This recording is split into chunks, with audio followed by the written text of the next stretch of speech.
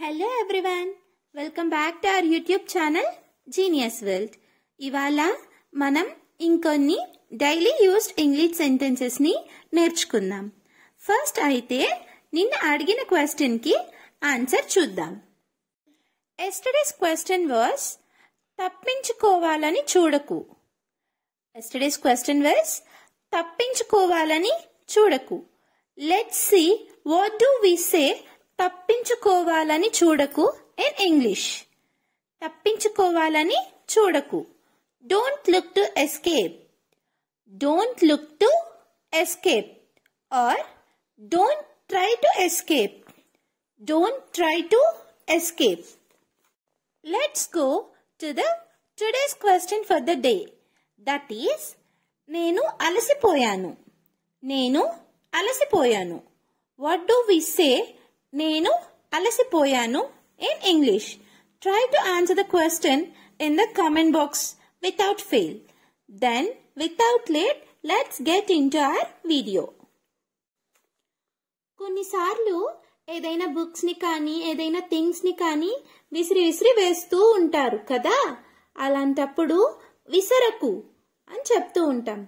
అలా విసరకు అని చెప్పడాన్ని ఇంగ్లీష్ లో ఎలా చెప్పాలో ఇప్పుడు చూద్దాం. ఫస్ట్ విసరకు అని చెప్పడాన్ని డోంట్ త్రో అని అంటాం. ఫర్ ఎగ్జాంపుల్, పుస్తకాలని అలా విసరకు అని చెప్పడాన్ని don't throw away the books like that. Don't throw away the books like that. రాళ్ళని అలా బుడదలో విసరకు అని చెప్పడాన్ని don't throw stones in the mud like that. రాళ్ళని అలా బురదలో విసరకు అని చెప్పడాన్ని don't throw stones in the mud like that. ఇప్పుడు ఇంటి దగ్గర కానీ పొలంలో కానీ తవ్వుతూ ఉంటాం కదా, లేదా ఏదైనా గొడవ జరిగినప్పుడు పాత గొడవల్ని మళ్ళీ దాన్ని వెనక్కి తీసుకురావడాన్ని తవ్వడం అంటూ ఉంటాం కదా. అలాంటి వర్డ్ ని ఇంగ్లీష్ లో ఎలా చెప్పాలో చూద్దాం. ఫస్ట్, తవ్వడం అంటే ఇంగ్లీష్ లో డిగ్గింగ్ అని అంటాం. ఫర్ ఎగ్జాంపుల్, మేము ఎరువులు తయారు చేయడానికి భూమిని తవ్వుతూ ఉన్నాము అనడాన్ని we are digging a hole to prepare manure. We are digging a hole to prepare manure. ఇది కామన్ గా తవ్వడం, డిగ్గింగ్ అనే వర్డ్ ని ఎలా యూజ్ చేస్తారో చెప్పాను. లైక్ భూమిని తవ్వడం ఇలాంటివి అన్నట్టుగా చెప్పాను. ఇప్పుడు గొడవల్ని తవ్వడం అంటుంటారు కదా, పాత గొడవల్ని తీసుకురావడాన్ని తవ్వడం అంటుంటారు కదా.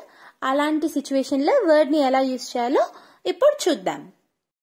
అతను ఆ విషయాన్ని తవ్వడం మళ్ళీ మొదలు పెట్టాడు. He began digging the topic again. He began digging the topic again. Common గా ఎవరైనా ఏడుస్తున్నప్పుడు కానీ లేదా బాధపడుతున్నప్పుడు కానీ ఓదారుస్తూ ఉంటాం కదా. అలాంటి వర్డ్ ని, ఓదార్చడం అనే వర్డ్ ని ఇంగ్లీష్ లో ఎలా చెప్పాలో, ఏం చెప్పాలో ఇప్పుడు చూద్దాం.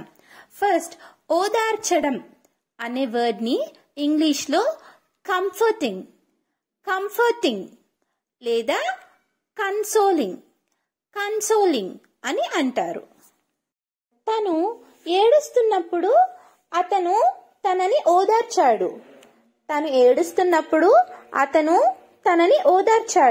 అని చెప్పడాన్ని he consoled her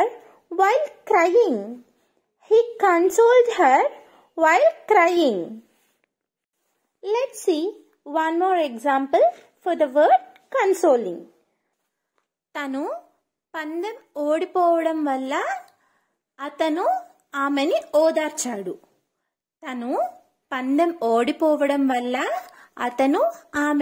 ఓదార్చాడు అనే సెంటెన్స్ ని ఇంగ్లీష్ లో ఎలా చెప్పాలో చూద్దాం.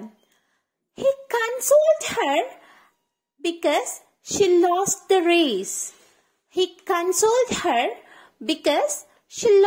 race. For more such videos like this, please do like, share and subscribe our YouTube channel Genius World.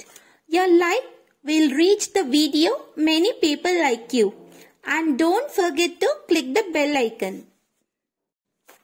ఎవరైనా మన దగ్గర నటిస్తూ వేషాలు వేస్తూ ఉంటారు కదా, అలాంటప్పుడు నటించకు లేదా వేషాలు వేయకు అని కామన్గా చెప్తూ ఉంటాం. ఇలా ఈ వర్డ్ని ఇంగ్లీష్లో ఎలా చెప్పాలో చూద్దాం. నటించకు లేదా వేషాలు వేయకు అని చెప్పడాన్ని don't act, don't act or don't pretend, don't pretend.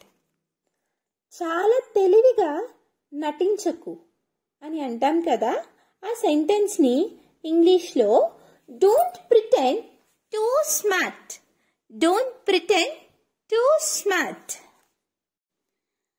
తను నిద్రపోయినట్టు నటించింది, తను నిద్రపోయినట్టు నటించింది అనే సెంటెన్స్ని ఇంగ్లీష్లో she pretended to be asleep, she pretended to be asleep. ఎప్పుడైనా కొన్నిసార్లు గోకకు లేదా గోకొద్దు అని అంటూ ఉంటాం కదా, అలాంటి వర్డ్ని ఇంగ్లీష్లో ఎలా చెప్పాలో ఇప్పుడు చూద్దాం. ఫస్ట్ గోకకు ఆర్ గోకద్దు అనే వర్డ్ని డోంట్ స్క్రాచ్, డోంట్ స్క్రాచ్. దెబ్బ పైన గోకకు అంటూ ఉంటాం కదా, దాన్ని don't scratch the wound, don't scratch the wound. గోడని గోకకు అంటాం కదా, ఆ సెంటెన్స్ని ఇంగ్లీష్లో ఎలా చెప్పాలంటే don't scratch the wall, don't scratch the wall. That's all for today. Thanks for watching. Hope you all liked the video. For more videos like this, please do like, share and subscribe our YouTube channel Genius World. Your single like will reach the video many people like you.